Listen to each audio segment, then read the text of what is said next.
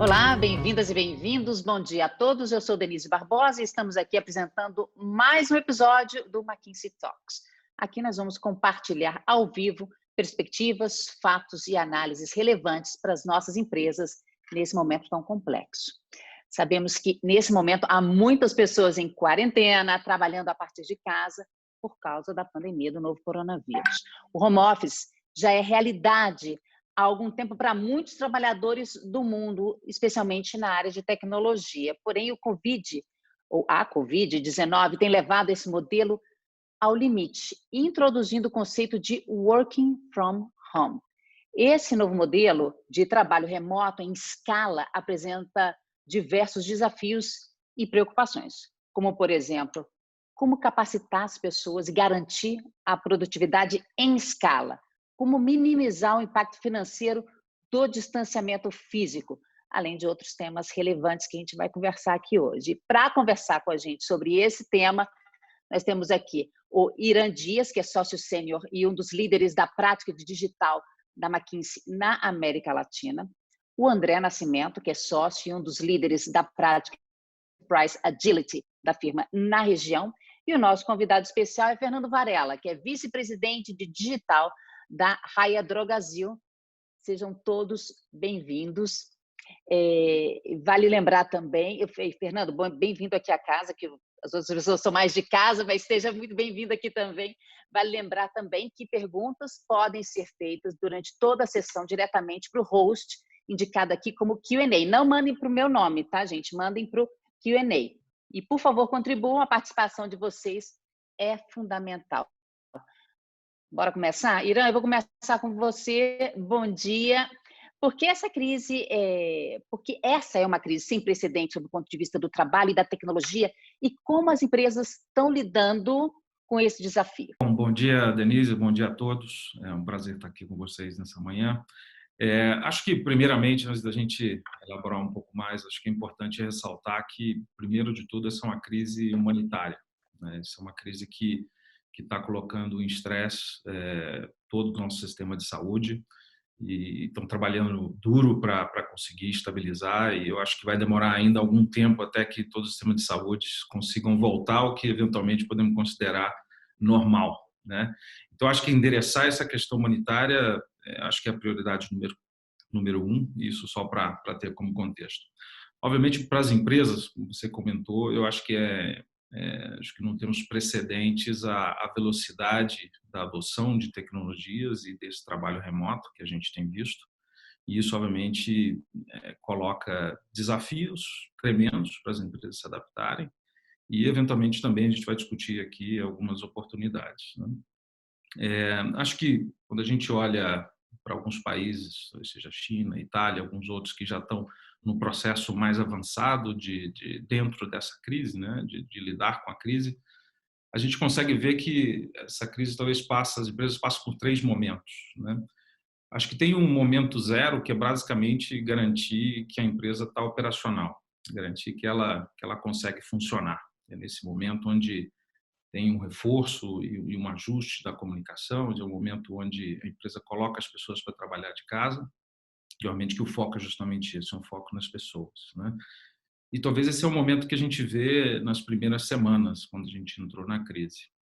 Depois tem um segundo momento de que as empresas trabalham para estabilizar os seus sistemas base, né? A sua infraestrutura, estabilizar, obviamente, e ajustar continuamente, porque, enfim, todo dia tem mudanças de contexto, né? E eu acho que é nesse momento aqui de estabilização que várias empresas estão passando por ele agora aqui no Brasil.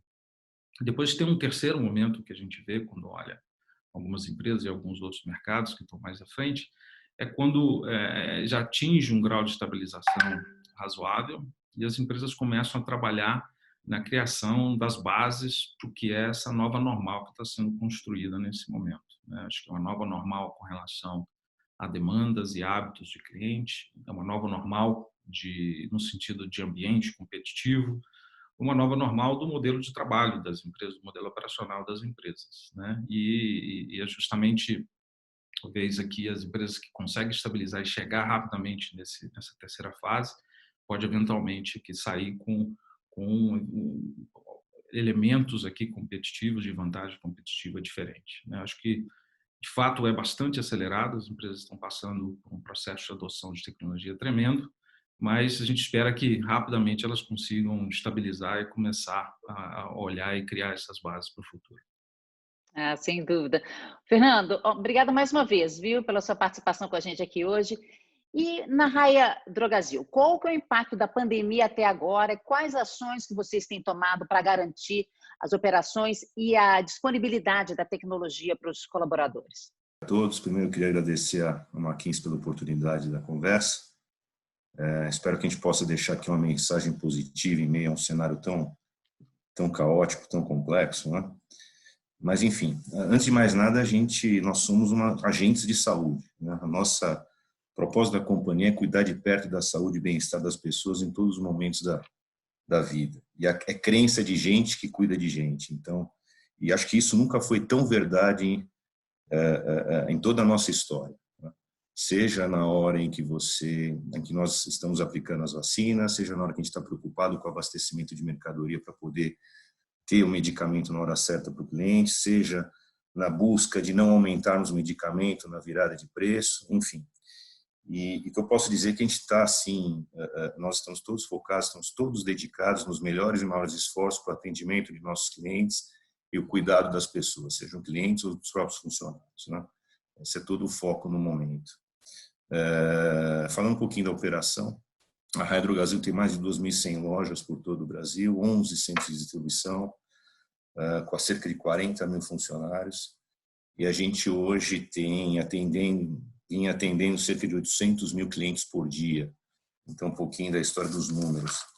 Toda a nossa preocupação no primeiro momento foi garantir o core. Então, de acordo com o Irã e concordando com o que o Irã colocou, no primeiro momento foi garantir o supply e cuidar das pessoas. Esses são os primeiros 2 pontos que a gente focou nas primeiras 2 semanas. E, na sequência, garantir uma melhor jornada do online, porque o online, claramente, o foco mudou para a jornada online. E, a partir daí, também, um 4º ponto, exatamente toda a preocupação com o digital no sentido de se criar, de se buscar oportunidades de produtos digitais, né?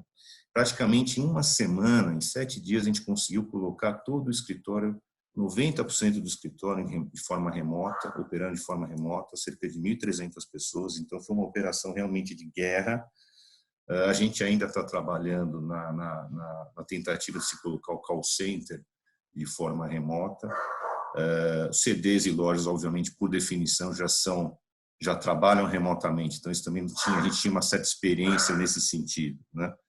Mas, de forma geral, é isso. A gente conseguiu, aí, de forma heróica, colocar 1.300 pessoas trabalhando remotamente, praticamente numa preparação em 5, 7 dias. André, o que a gente tem aprendido com a China e com a Europa em relação aos principais desafios enfrentados por eles até agora, nesse cenário de pandemia, para operacionalizar o trabalho remoto?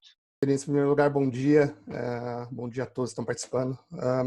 Bom, ainda é cedo, né, para aprender, mas eu acho que a gente já tem aprendido algumas coisas, né? Tem 3 fatores aqui, talvez, que eu quero destacar. Olhando para a China e para alguns países europeus, que já estão um pouco mais avançados do que a gente nessa crise.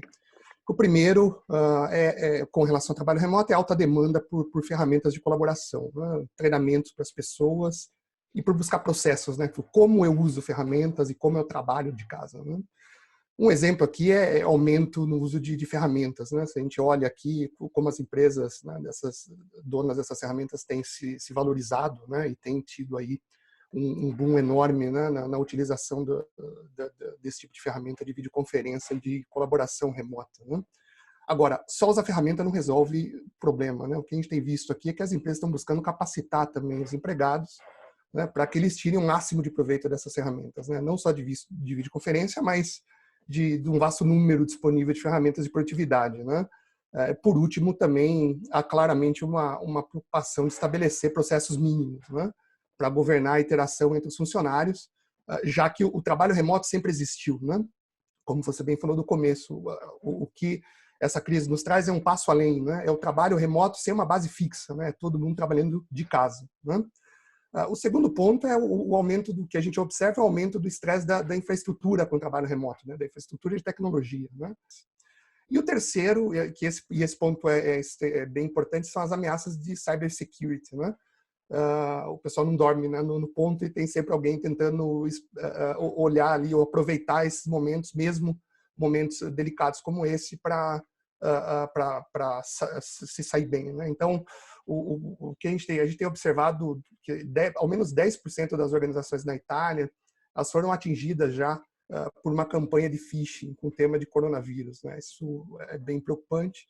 E aí há um risco de que essas contramedidas de cybersecurity TI que foram implementadas nesse contexto de emergência que o Irã mencionou logo no começo para manter a operação, né?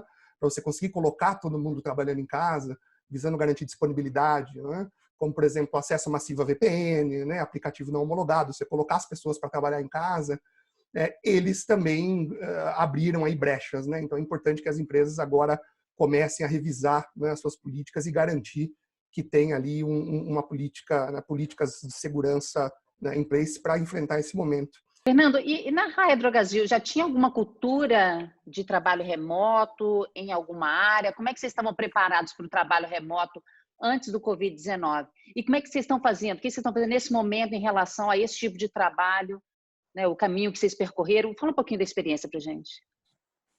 Bom, a gente já tinha, por definição, né, 11 CDs, estão vários sites separados de forma remota, 2.100 CD é centro lojas, de distribuição, centros né? de distribuição, exatamente. Então, para a própria área de gente e cultura, no nosso RH também já tem sites espalhados por todo o Brasil. A nossa área de TI, tanto a área de TI quanto a área de RD Digital, que a gente já vem trabalhando há mais de um ano, eu diria que elas estavam já totalmente preparadas para um trabalho remoto, porém, não era uma cultura da empresa o home office, né? Então, quando a gente fala do varejo tradicional, de certa forma, esse é um dogma que está sendo quebrado aí com a Covid. A Covid está puxando a discussão e a reflexão sobre isso, com certeza vai deixar marcas aí para o futuro. A gente tinha um DRP, um plano de desastre, né? Um Disaster Recovery Planning montado, mas ele nos ajudou muito, porém ele tinha uma premissa um pouquinho diferente, que vale a pena comentar, e eu acho que a maioria das empresas tinha essa premissa, que era o seguinte: a gente imaginava ter um plano de um desastre, né? A gente partia de uma premissa de um desastre, mas um desastre que acontecesse no nosso site. Então, como é que você faria no dia seguinte ou no momento seguinte, quando o nosso site tivesse que ser abandonado ou tivesse que ser, de alguma forma, evacuado? Mas a gente não imaginava no isolamento do mundo, da cidade, né? Então, quando você monta um plano com essa premissa, você está pensando em evacuar, talvez, quais são as 30% das pessoas que precisam no momento seguinte atuar, mas não 100% da equipe. Então, a gente teve que se adequar a esse plano, mudar completamente o plano na rota aí, e trabalhar da forma que eu falei. A gente colocou 1.300 pessoas em acesso remoto em 5, 7 dias. Essas 1.300 pessoas no Brasil inteiro? 1.300 pessoas, principalmente do escritório central. Vamos lá, tem pergunta da audiência, viu, gente? Vamos lá.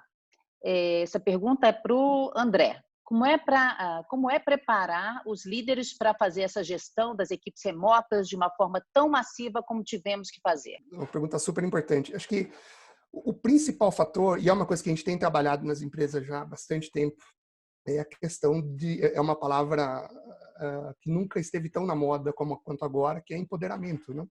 Você conseguir empoderar as pessoas, né? E trabalhar o mais sem hierarquia possível, né? Você de fato conseguir, né, montar times, né?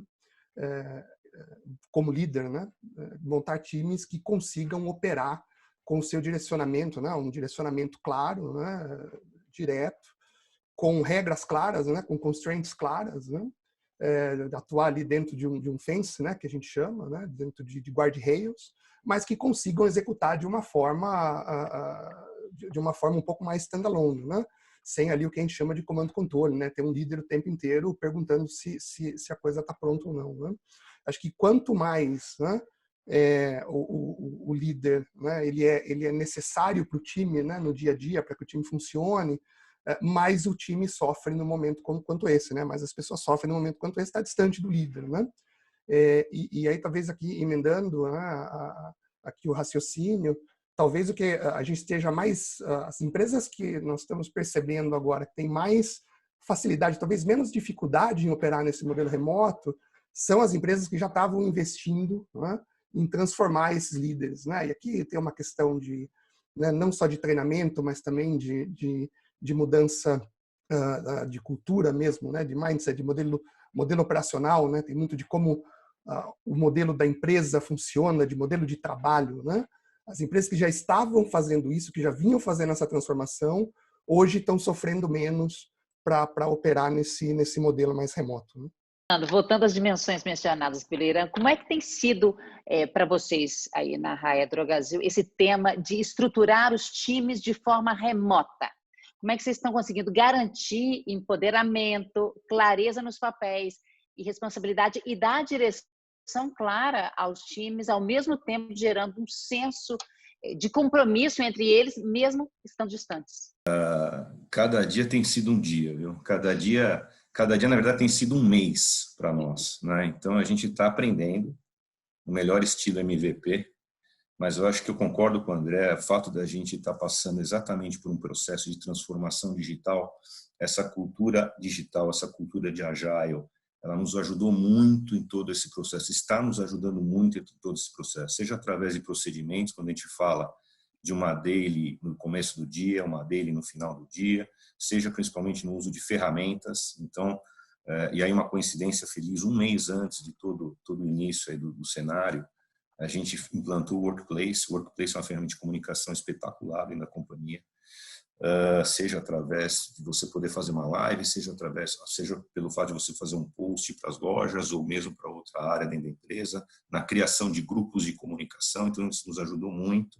E outras ferramentas, um Zoom para fazer reunião, né, reunião remota, o uso aí de ferramentas mais técnicas como Gira, Trello, Miro, no sentido de fazer gerenciamento de projeto, controlar melhor, monitorar as atividades de cada um dentro do dia. Então, isso nos ajudou muito.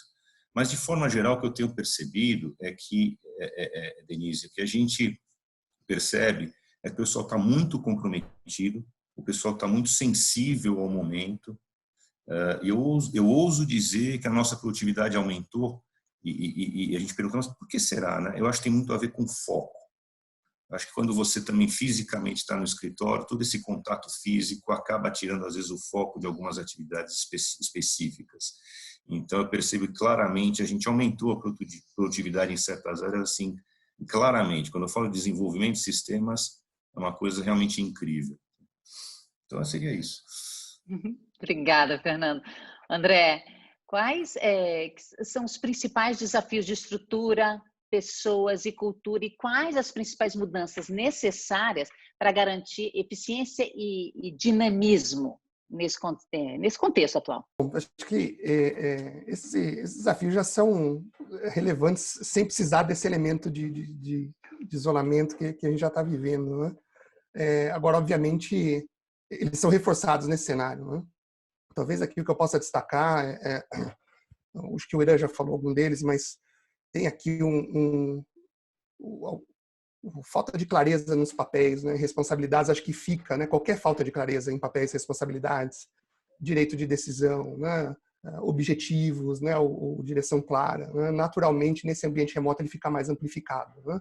É um pouco mais difícil de lidar. Acho que o Irã mencionou que no dia a dia a gente compensa esse tipo de coisa com uma reunião, você vai na mesa do outro e resolve, né? O outro ponto é a sensação de falta de direção, né? Um isolamento pode degradar o moral e o desempenho do time, né? Tem um ponto aqui, existe um sentimento de que a gente no começo pode ser mais produtivo e com o tempo esse negócio, né, cair um pouco, né?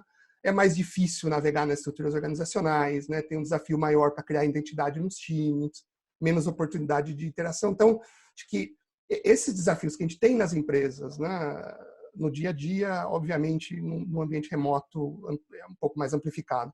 Mas a dica aqui para quem está nos ouvindo, né, é simplificar ao máximo, né?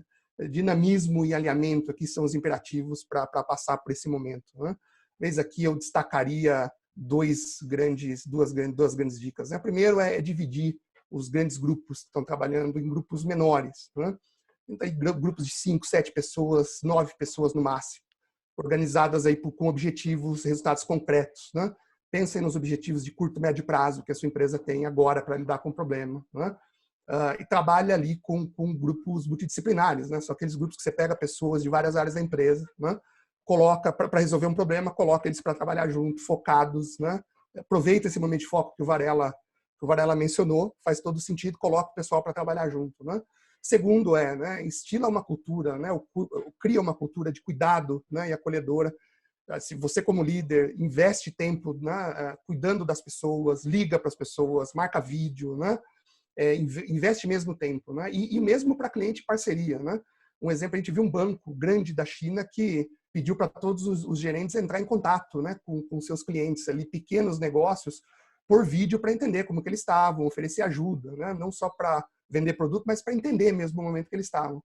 E por último, nesses pequenos grupos que você criar, designa ali líderes, né, situacionais e pontos focais para cuidar desse grupo, né? E por último, enxergar essa situação no momento como um new normal, né? Ela não vai passar nos próximos dias, né? Então é importante se adaptar a ela, né? E conseguir adaptar o seu modelo operacional para passar por esse momento e chegar do outro lado. Né? Tem outra pergunta aqui da audiência, para o Irã, essa aqui. Ó. Um dos pontos colocados pelo André sobre os aprendizados de China e Europa é questão relacionada à cybersecurity. Como as empresas podem dar velocidade e liberdade aos funcionários no work from home, ao mesmo tempo que garantem segurança e compliance? Perfeito. Essa é uma ótima pergunta. Na verdade, estabelecer esse balanço é, de fato, algo crítico, né? E também um desafio. A gente tem visto, talvez, algumas coisas que têm ajudado, né, as empresas nesse sentido. Acho que primeiro tem um conjunto de ações relacionadas às pessoas, que é como que a gente garante que as pessoas, a primeira linha de defesa, né, de certa forma, estão cientes, né, tão bem treinadas, né, e ajudam nesse processo de garantir a segurança. Então, acho que garantir que as pessoas estão bem alinhadas, acho que é um tema super importante. Para isso, comunicar de uma forma clara esse tema de segurança, né? Acho que hoje em dia é difícil porque tem muita comunicação chegando, comunicação de crise. Então, como garantir que parte da mensagem que chega é relacionado à gestão da segurança é importante. Acho que tem um tema também de focar no que fazer, mais do que o que não fazer, né? E aí garantir que as pessoas entendam o benefício de utilizar as regras, os processos, as ferramentas adequadas para boa gestão de segurança. Acho que também é importante identificar na companhia quais são as áreas, os grupos de maior vulnerabilidade, né? Talvez grupos que lidam com sistemas mais críticos, com informações mais críticas. Para esses aqui, realmente, garantir que os processos de segurança estão estabelecidos. Eu acho que tem um segundo elemento aqui de garantir resiliência, né? No sentido de coisas como a gente garante segurança de documentos, né? E aqui documentos digitais, mas também documentos físicos. As pessoas trabalhando de casa, eventualmente têm documentos físicos da empresa que estão circulando, e aí como a gente adapta os processos para isso. Acho que tem uma questão de aumentar o nível de monitoramento. A empresa vai estar mais exposta à medida que ela trabalha de casa. Acho que tem uma questão de clareza aqui dos protocolos de mitigação e essa questão de gestão de risco também não é só interna da empresa, mas também com os parceiros, com os fornecedores, né? Como a gente garante uma fluidez que vai além, né, de dentro da empresa. E acho que, por último, é garantir a adoção das práticas de tecnologias mais modernas, como a autenticação de 2 fatores, garantir que todos os sistemas estão atualizados, enfim, com últimos releases, né? E por último, talvez, como a gente garante que a tecnologia que a gente chama de shadow IT, né, que acaba existindo nas empresas que estão distribuídas, talvez não estão dentro da gestão tradicional de IT, como a gente garante que, pelo menos, elas estão, de certa forma, prontas para ser atuadas e geridas se tiver algum problema de segurança, né? Enfim, são algumas ações que a gente tem visto que podem ajudar. Fernando, dentro dos pilares e processos, né, que o Irã já mencionou, quais que foram os principais desafios que vocês na Raia Drogasil enfrentaram nos primeiros dias, os primeiros movimentos para que as pessoas fossem trabalhar de casa? E como é que vocês têm endereçado essa coisa de dependência, coordenação de equipe, visibilidade, progresso e outros temas que vocês têm que manter o acompanhamento nesse período também, e sempre, né? O primeiro grande desafio foi de infraestrutura, né? A gente garantir, o que o Irã colocou bem, questões de redundância, questões de backup, questões de aumentar a disponibilidade. A gente tentou ser rápido em tentar fazer com que isso acontecesse de uma forma consistente e rápida. Então, a infraestrutura foi o primeiro ponto que a gente trabalhou, até porque sem isso a gente não conseguiria fazer absolutamente nada de forma remota. Segurança foi uma preocupação, é uma preocupação constante, infelizmente. Então, é também um monitoramento constante, isso a gente reforçou. A questão que eu comentei, a gente já tinha um Disaster Recovery Planning, porém, a gente mudou um pouco o foco dele. Então, a gente estava muito focado, a gente estava preparado talvez para atender 30% numa situação de desastre, mas não 100% do nosso pessoal. Então, a gente teve que mudar as missões em relação a isso. E também um ponto que o André colocou antes, a gente aproveitou toda a nossa cultura de Agile nos squads. Então, os squads, a gente remontou as missões dos squads para que a gente possa atender esse momento específico. A gente mudou as missões, mudou os OKRs para esse momento específico de atuação dentro daqueles 4 pontos que eu comentei no início: garantir o supply, cuidar das pessoas, melhorar a jornada do online e melhorar os produtos digitais. Então, todos os squads foram, de certa forma, remontados. Não diria nem remontados, mas a missão deles mudou um pouquinho para poder atender isso. O uso de ferramentas, que eu também já comentei, e um ponto que eu acho que é plus aqui, que talvez seja o grande desafio da nossa corporação hoje, a gente perde um pouco, quando você trabalha de forma remota 100%, ou quase 100%, eu acho que você perde um pouco a visibilidade do todo, né, do que está acontecendo. São quase 150 reuniões que acontecem por dia na nossa organização, e obviamente eu não participo de todas, a gente perde um pouco do que pode estar acontecendo sem a gente conseguir ver, porque bem ou mal, dentro do escritório fisicamente, você percebe os movimentos, né, do que acontece dentro do escritório. A gente criou um War Room diário, então cerca de 1 hora e meia, com participação de todos os líderes da companhia, para colocar ali seus pontos, entender tudo que está acontecendo dentro da empresa. Então, é um War Room que acontece do meio-dia a 1h30 da tarde, para que a gente possa estar alinhado e direcionado para isso. E também um outro ponto colocado, que foi a nossa preocupação, foi mapear processos e pessoas que eventualmente pudessem ter algum tipo de problema, algum tipo de risco. E que também mudou muito em relação ao foco tradicional, porque você faz geralmente você tem esse mapeamento, mas quando você tem 2, 3 pessoas que são responsáveis por aquele processo, você de certa forma está resguardado. Mas num ambiente de Covid, infelizmente, a gente precisa ser mais terrorista do que isso, né? Porque como eventualmente pode ser que algumas pessoas fiquem doentes, ou muitas pessoas fiquem doentes, e tenham que talvez se ausentar, quando você fala de ter um backup só de 2 ou 3 pessoas, talvez não seja necessário, não seja suficiente, eu diria, num processo crítico. Então, a gente está aumentando ainda mais esse processo de shadow, que o Irã comentou, de espelhamento, de entender, mapear e, eventualmente, criar mais backups, seja de pessoas ou seja de empresas, caso alguma coisa maior aconteça. Enfim, é uma combinação de infra, segurança, squads, realinhamento de missões, War Room, tem bastante aprendizado. Como essas mudanças impactaram os canais online da Raia Drogasil? Vocês estão registrando aumento de vendas? Como é que isso tem funcionado e como é que vocês operacionalizaram isso com a galera trabalhando de casa? Obviamente, a partir do momento que você passa a ter um certo confinamento, o canal online aumentou consideravelmente, né? E um primeiro momento é um tsunami. Você tem que se adaptar a isso de forma mais rápida possível, tentando voltar ao normal, mas o canal online realmente aumentou muito e por isso que o foco direto, primeiro momento das squads, e muitas squads, foi exatamente a gente mudar a missão dessas squads para que elas pudessem atender essa jornada online e acelerar a criação de alguns produtos digitais e de algumas questões para melhor atender o nosso cliente.